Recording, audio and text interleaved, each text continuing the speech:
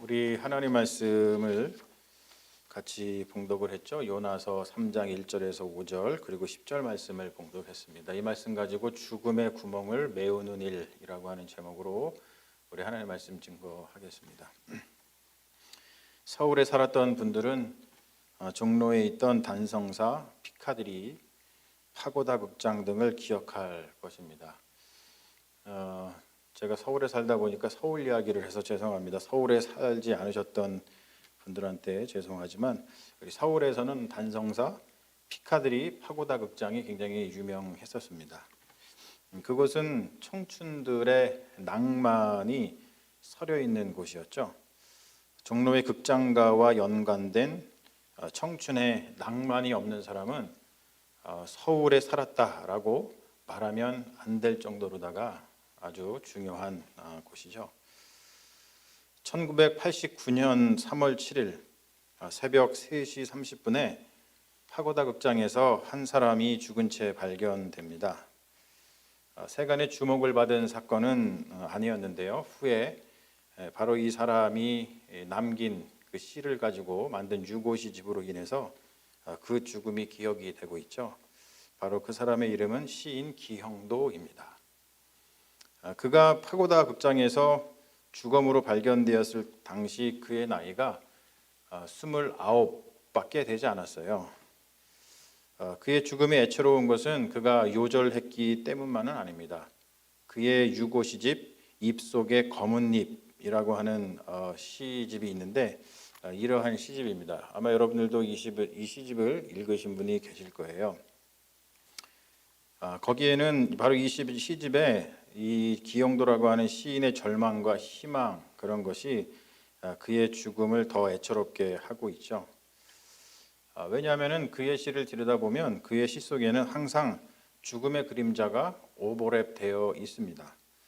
얼마 못산 인생이지만 그의 삶 속에서 항상 죽음의 그림자가 오버랩되어 있다는 사실은 그의 죽음을 더욱더 애처롭게 만든다라고 할 수 있죠.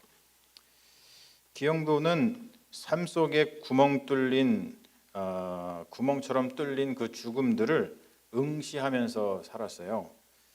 그의 유고 시집이 출간된 후에 젊은이들은 기영도의 시를 읽으면서 공감을 했고 함께 울었죠. 그의 시 제목을 차용해서 만든 영화도 2편이나 있습니다. 여러분들 들으시면 알 텐데 봄날은 간다라고 하는 영화, 그리고 또 질투는 나의 힘이라고 하는 영화, 이것이 다 기영도의 시의 제목입니다. 그 중에서 질투는 나의 힘, 여기에 나오는 마지막 문구는 굉장히 유명하죠. 바로 이러한 문구가 나오는데요. 나의 생은 미친 듯이 사랑을 찾아 헤매었으나 단 한 번도 스스로를 사랑하지 않았노라. 굉장히 멋진 문구죠. 외로운 청춘이 읽어 내려가면 눈물이 왈칵 쏟아질 만한 그러한 문구입니다. 기영도의 시를 평론했던 당대 최고의 문학평론가 김현이 이렇게 말을 했어요. 죽음은 늙음이나 아픔과 마찬가지로 인간의 육체가 반드시 겪게 되는 현상이다. 한 현상이라기보다는 실존의 범주이다. 굉장히 멋진 평론을 하고 있죠. 인간의 실존인 죽음을 응시하는 일, 그리고 누군가는 바로 이러한 기형도처럼 예민하게 그 인간의 실존인 죽음을 응시하는 일을 잘 해내기도 하지만 누군가는 죽음을 응시하는 일에 거부감을 느끼기도 합니다. 그러나 대부분 사람들은 응시하는 일도 또는 거부하는 일도 하지 않고 마치 죽음이 없는 것처럼 일상을 아무렇지도 않게 살아가고 있죠. 요나서, 우리가 오늘 살펴보고 있는 이 요나서를 죽음이라고 하는 렌즈를 통해서 읽어보면은 거기에는 엄청난 죽음의 구멍이 뚫려 있는 것을 발견하게 됩니다. 요나서는 이렇게 시작을 하는데요. 한번 보실까요? 여호와의 말씀이 아미떼의 아들 요나에게 임하니라. 이르시되 너는 일어나 저 큰 성읍 니느웨로 가서 그것을 향하여 외치라. 그 악독이 내 앞에 상달되었음이니라 하시니라. 이렇게 시작을 합니다. 여기서 죽음은 악독으로 표현이 되고 있죠. 깊은 죽음의 그림자가 니느웨를 덮었습니다. 하나님은 그것을 요나에게 알려주시죠. 하지만 요나는 그 죽음을 응시하지 않습니다. 니느웨라고 하는 삶에 커다랗게 뚫린 죽음의 구멍을 하나님께서는 요나에게 알려주셨지만 요나는 그 죽음의 구멍을 외면합니다. 이런 요나의 모습에서 우리는 우리 자신을 발견하고 있죠. 도처에 숭숭 뚫린 죽음의 구멍을 외면하는 일, 우리는 지독히도 요나와 닮아 있습니다. 그런데 그 후에 일어나는 일들이 참 묘합니다. 요나는 니느웨에 뚫린 커다란 구멍, 죽음의 구멍을 외면하고 멀리 도망을 가지만 이제 그의 삶에 죽음의 구멍이 술술 숭숭 뚫리기 시작을 합니다. 요나는 니느웨로부터 멀어지기 위해서, 죽음의 구멍으로부터 멀어지기 위해서, 또는 그것을 외면하기 위해서 그 반대 방향인 다시스로 가는 배에 올라탑니다. 그러나 그 배에서 그가 만난 것은 다름 아닌 죽음의 구멍이었어요.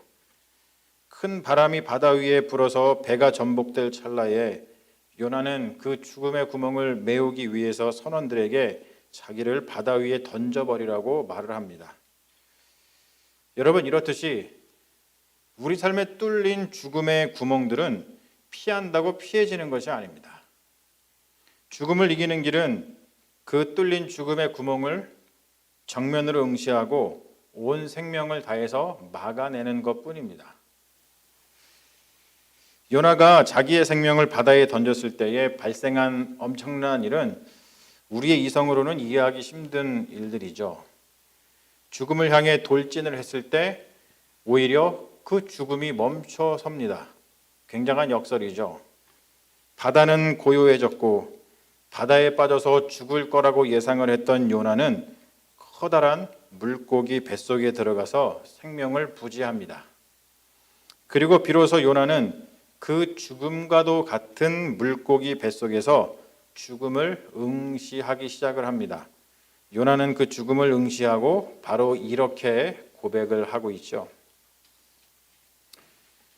주께서 나를 깊음 속 바닷가운데에 던지셨으므로 큰 물이 나를 둘렀고 주의 파도와 큰 물결이 다 내 위에 넘쳤나이다.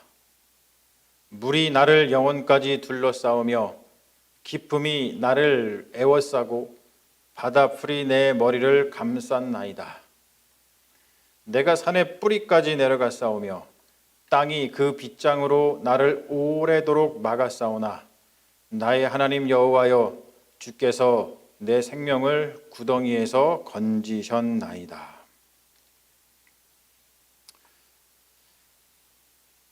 요나의 고백을 한마디로 다시 정리해 보면 여러분 이런 것입니다.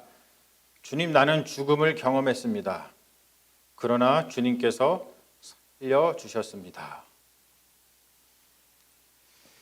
죽음을 응시하지 못하던 요나는 이제 죽음을 응시하게 됐고 하나님이 보여주신 니느웨의 죽음도 눈에 들어오게 됐어요.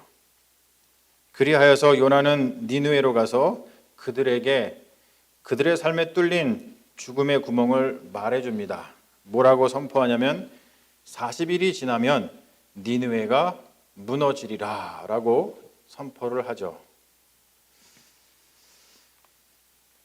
자, 저는 이 말씀을 돌아보면서 40일이 지나면 니느웨를 무너뜨리게 할 그 죽음의 구멍이 무엇일까 한번 생각을 해봤어요. 요나서에서는 그것이 무엇인지 명시적으로 제시하고 있지는 않습니다. 예전 같으면은 뭐 이런 생각을 잘 하지 않았을 텐데 요즘에는 이러한 생각을 자연스럽게 하게 되는 것 같습니다. 아마도 40일이 지나면 니느웨를 무너뜨릴 죽음의 구멍은 역병이었을 겁니다. 지금 말로 해서 전염병이죠. 팬데믹, 에피데믹, 이런 것입니다. 우리가 현재 경험하고 있어서 너무나도 잘 알고 있지만 전염병을 이기는 최선의 방법은 방역을 잘 하는 거예요. 그 당시에는 백신 같은 것이 없었으므로 할 수 있는 것은 방역밖에는 없었을 것입니다. 그들에게 선포되고 있는 방역 조치를 한번 볼까요? 여러분 아마 새롭게 다가오실 텐데 이렇게 방역 조치가 선포되고 있죠. 왕과 그의 대신들이 조서를 내려 니느웨에 선포하여 이르되 짐승이나 사람이나 짐승이나 소떼나 양떼나 아무것도 입에 대지 말지니 곧 먹지도 말 것이요 물도 마시지 말 것이며 사람이든지 짐승이든지 다 굵은 베옷을 입을 것이요 힘써 하나님께 부르짖을 것이며 각기 악한 길과 손으로 행한 강포에서 떠날 것이라. 이게 니느웨에서 선포된 방역 조치입니다. 우리는 이것을 회개라고 하는 매우 영적인 의미로다가 해석을 하는데 익숙해 있지만 가만히 들여다보면은 이것은 최고의 방역 조치입니다. 왕의 조서, 즉 법적인 것도 있기는 하지만 이 방역 조치를 가만히 들여다보면 굉장히 종교적인 의미가 더 깊이 담겨져 있어요. 그리고 매우 실제적이고 심지어 과학적이기까지 합니다. 지금 우리가 경험하는 이 전염병은 인수 공통 감염증이라고 얘기를 하죠. 인수 공통 감염증. 그 말은 뭐냐면 인간과 짐승이 접촉해서 생긴 병이고 인간과 짐승이 동일하게 감염되는 병이라는 뜻입니다. 다른 말로 해서 인간이 짐승과 접촉하지 않았다면 생기지 않았을 병이라는 뜻입니다. 하지만 인간이 짐승과의 접촉이 잦아진 이유는 우리가 다 알다시피 인간의 무분별한 산림 파괴 때문입니다. 그래서 우리가 겪는 전염병을 일컬어서 자업자득이라고 말하는 것이 그러한 이유에 있는 것이죠. 안타까운 일이지만 우리가 사는 시대는 성경에서 그토록 심판이 선포되었던 죄악의 도시 니느웨보다도 영적이지를 못합니다. 우리가 사는 시대는 죽음에 대한 감수성도 부족하고 그 죽음을 응시하려고 하는 마음도 부족하고 삶 속에 숭숭 뚫린 죽음의 구멍을 메우려고 하는 의지와 관심도 부족합니다. 만약 한번 생각해 보세요.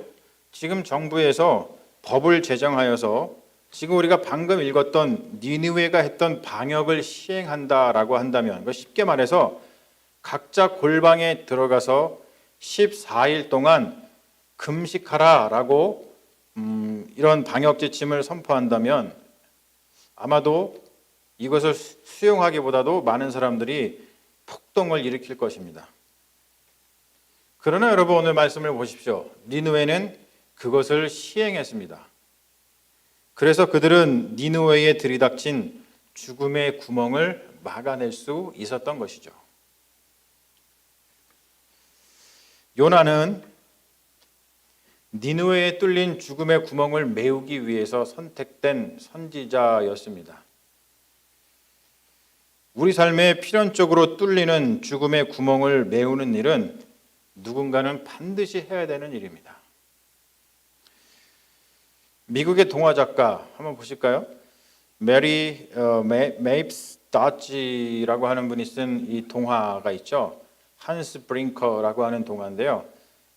이 동화가 무엇인가 여러분 지금 그러시겠지만 이 동화에 바로 이런 내용이 알려져 있죠. 네덜란드를 배경으로 해서 한 이 동화에서 한스 브링커라고 하는 소년이 그 마을에 제방이 쌓여 있는데 그 제방에 뚫린 구멍을 온몸으로 막아냈다라고 하는 그 동화, 여러분들 아마 다 들어서 아셨을 겁니다. 이것이 바로 메리 앱스다치의 한스 브링커라고 하는 소설의 이 동화에 담겨 있는 그러한 내용입니다. 이렇게 누군가는 우리의 삶에 뚫린 죽음의 구멍을 메우는 일을 해야 됩니다. 우리는 모두 각자의 자리에서 그러한 일을 하고 있는 것이죠. 제가 군대에 있을 때 친구와 주고받던 편지가 생각이 났어요. 다른 부대에서 근무하고 있던 친구였는데 저하고 이제 중학교 때 아주 친하게 지냈던 그런 친구입니다. 그 친구와 편지를 주고받았는데 그 친구의 편지의 내용이 참으로 애처로웠습니다. 자신이 이제 저는 육군본부에서 이제 장군 운전병을 했습니다만 그 친구는 전방의 한 부대에서 이발병으로다가 근무를 했습니다. 그런데 이발병이라고 하는 보직 때문에 문제였던 것은 아니었습니다.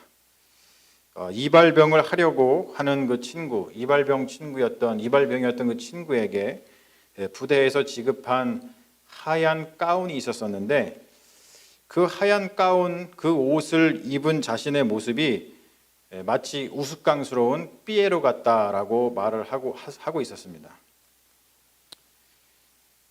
그 이유는 뭐냐면 그냥 보통 사람이 그러한 옷을 입어도 그런 것을 느낄 수 있겠지만 이 친구의 키가 190cm였었거든요.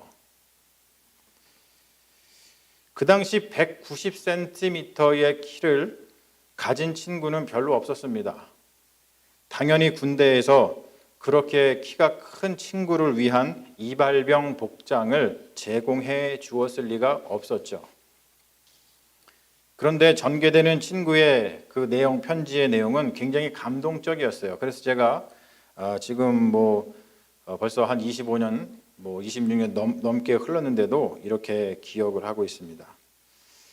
처음에는 짧은 이발병 가운을 입고서 병사들의 머리를 깎아주는 자신의 모습이 너무나 우스꽝스러워서 삐에로 같아서 굉장히 힘들었었는데 이런 이야기를 합니다. 누군가는 이발병을 해야 되는 것이고 그리고 그것이 나라고 한다면 그리고 그 일을 하는 사람이 나이어야지 하지 않을 그런 이유가 없다면 그렇다면 그 현실을 잘 받아들이고 그 일을 열심히 감당하고 싶다. 이러한 내용의 편지였습니다. 굉장히 감동적인 그런 편지였습니다. 그래서 이 친구가 아직도 보고 싶습니다. 우리는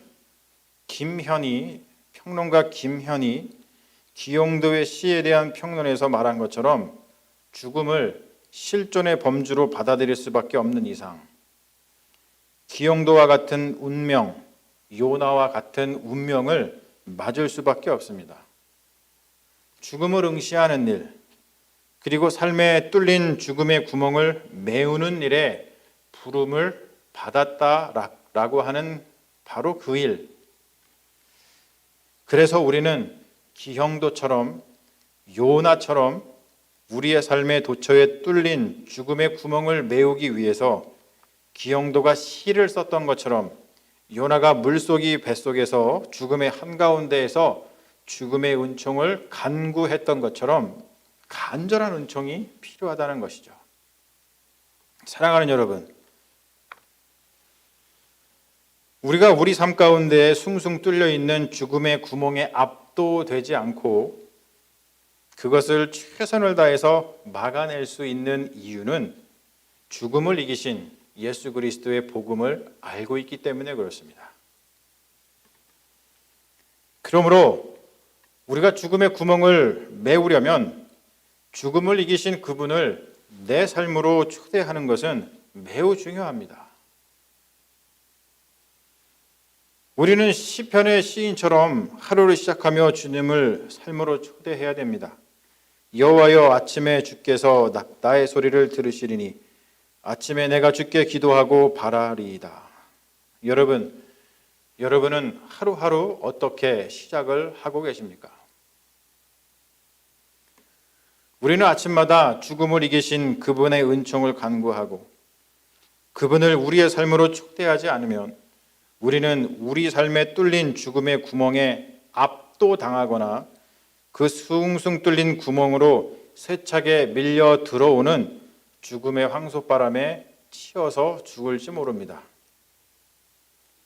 하지만 죽음을 이기신 주님을 우리가 먼저 만나고 그분의 은총을 간구한다면 우리는 우리에게 주어진 죽음의 구멍을 메우는 일을 잘 해낼 수 있을 거라고 믿습니다. 여러분, 그것이 바로 신앙의 힘입니다.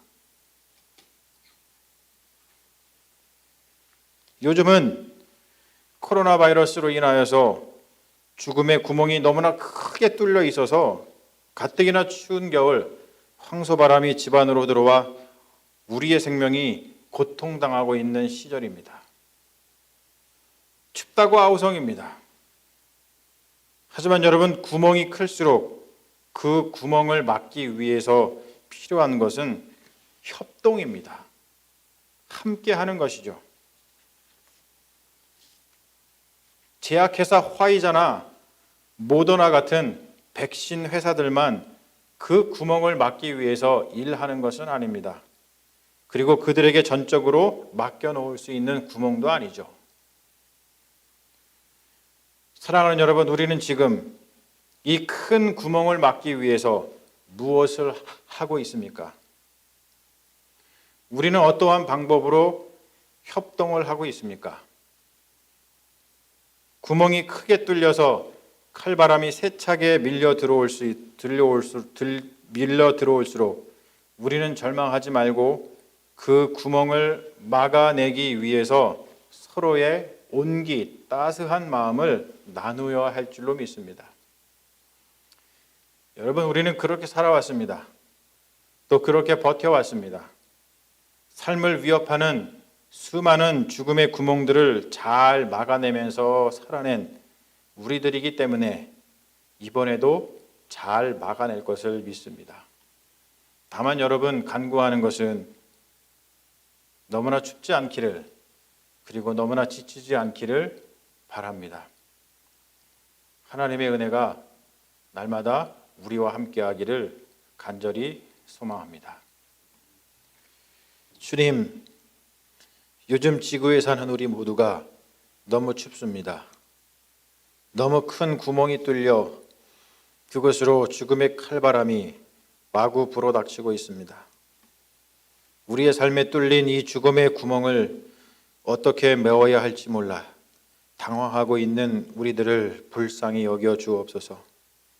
다만 요나처럼 죽음의 구멍을 회피하지 말게 하시고 다시 요나처럼 죽음의 구멍을 응시하게 하셔서 우리의 삶에 뚫린 죽음의 구멍 앞에서 죽음을 이기신 우리 주 예수 그리스도의 복음을 선포하게 하시며 그 은총으로 각자의 삶의 자리에서 죽음의 구멍을 막아내는 일에 최선을 다하게 하옵소서. 우리는 때로 실패하겠지만 실패가 없으신 주님을 믿고 의지하오니 주여, 주께서 우리에게 주신 믿음으로 서로의 온기를 나누게 하시고 최후의 승리를 외치게 하옵소서. 그 누구도 막을 수 없는 죽음 자체를 십자가 위에서 막아내신 우리 주 예수 그리스도의 이름으로 기도합니다. 아멘.